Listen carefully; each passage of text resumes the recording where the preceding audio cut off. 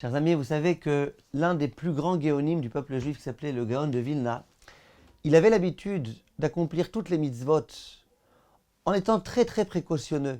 Ces téphilines, ils étaient écrits de façon très particulière. Chaque année, quand il devait accomplir la mitzvah de la soukha, il construisait une soukha très particulière. Et puis il essayait de faire en sorte que tout soit selon les normes les plus précises de la halakha. À l'époque, il n'y avait pas tellement de trains, il n'y avait pas tellement de façons de faire de l'importation, de l'exportation. C'était très très très difficile dans certaines villes de pouvoir réussir à se procurer un etrog et les arbat aminim pour la période de Sukkot. Et généralement, bien longtemps avant Sukkot, les gens de la ville envoyaient un émissaire. Ils disaient: tu vas te rendre dans tel pays dans lequel ils vendent des etrogim et puis des loulavim, et tu vas nous ramener un etrog, un loulav. Il y a beaucoup de gens qui ne pouvaient pas se permettre d'avoir leur propre etrog, leur propre loulav. Alors, il y avait un etrog et un loulav pour toute la communauté. L'histoire raconte qu'une année, il y a eu beaucoup de sécheresse et l'émissaire est revenu bredouille. Il est arrivé dans la communauté, il dit: j'ai été partout, j'ai pas réussi à trouver un loulav, un etrog à des prix normaux, rien, walou. Alors tous les gens se sont mis ensemble, ils se sont dit: c'est pas possible. Une ville qui va fêter un Sukkot sans etrog, sans loulav, sans hadas, sans harava, c'est inconcevable. Ils se sont dit: mais le pire, c'est pas ça. Le Gaon de Vilna, il va être cette année sans loulav et sans etrog.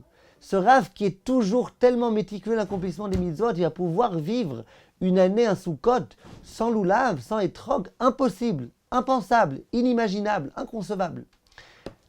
Ils ont mis beaucoup d'argent de côté.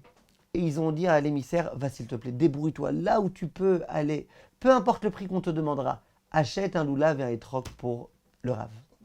Cet émissaire il a été d'un endroit à un autre. On l'a envoyé dans telle ville, dans telle autre ville, dans telle autre ville. Il n'a rien réussi à trouver.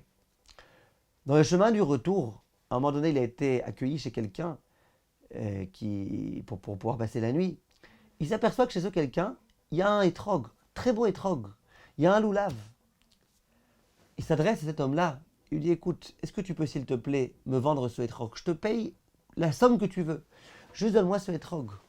Cet homme-là lui dit: non, moi, mon etrog, je ne le vends pas. Moi, c'est mon etrog, je l'ai payé cher, je ne le vends pas, pas question. Il dit: dis-moi quel prix tu veux. Rien, moi, je ne le vends pas. Alors, à un moment donné, cet émissaire s'est dit: bon, je vais quand même lui dire pour qui j'ai besoin de ce etrog.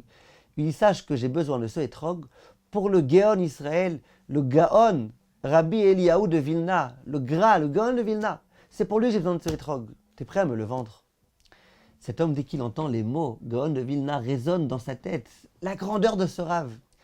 Il dit: c'est pour le Gaon de Vilna, c'est même pas à peine de payer. Je lui offre, mais à une condition. Cet homme dit: c'est quoi la condition? Il dit: je souhaite que la mitzvah de Arbat Aminim, qui sera accomplie par le Gaon de Vilna, tout le mérite de cette mitzvah me revienne intégralement à moi. Que ce soit considéré comme étant ma propre mitzvah. Cet homme-là est très embêté. Il dit: mais qu'est-ce que je vais faire? Et je vais dire à Gaon de Vilna qu'il doit renoncer à son mérite. Mais il voit qu'il n'y a pas d'autre choix. C'est où ça, où il n'y aura pas de etrog et de loulav pour le Rav. Il accepte. Il arrive, il donne le loulav et le etrog au Rav. Tout le monde était heureux à l'idée qu'enfin le Gaon de Vilna pourrait avoir un etrog et un loulav. Cet homme-là s'est dit: mais comment je vais lui annoncer la nouvelle? Qu'il n'aurait pas le mérite de la mitzvah cette année.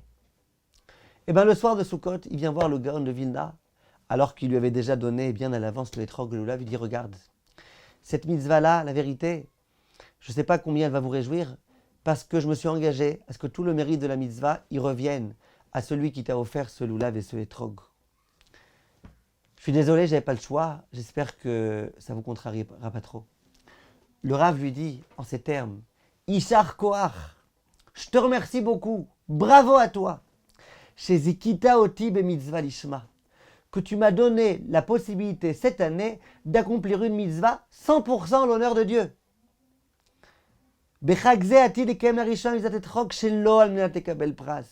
dit: chaque année j'accomplis la mitzvah, je suis en train comme ça de m'exciter avec mon loulav et mon etrog, mais je sais que je recevrai un salaire gigantesque. Donc c'est vrai que j'accomplis la mitzvah bien, mais je ne la fais pas complètement à 100% en l'honneur de Dieu, je la fais aussi un petit peu en mon honneur pour recevoir un salaire. Cette année, je sais que tout le mérite de la mitzvah ne reviendra pas à moi, il reviendra à l'autre. Donc enfin, je vais pouvoir accomplir la mitzvah de loulav et de etrog, almenat Shelo Aminat Lekabel Pras, les Shem Shamaim à 100%, en attendant aucun retour.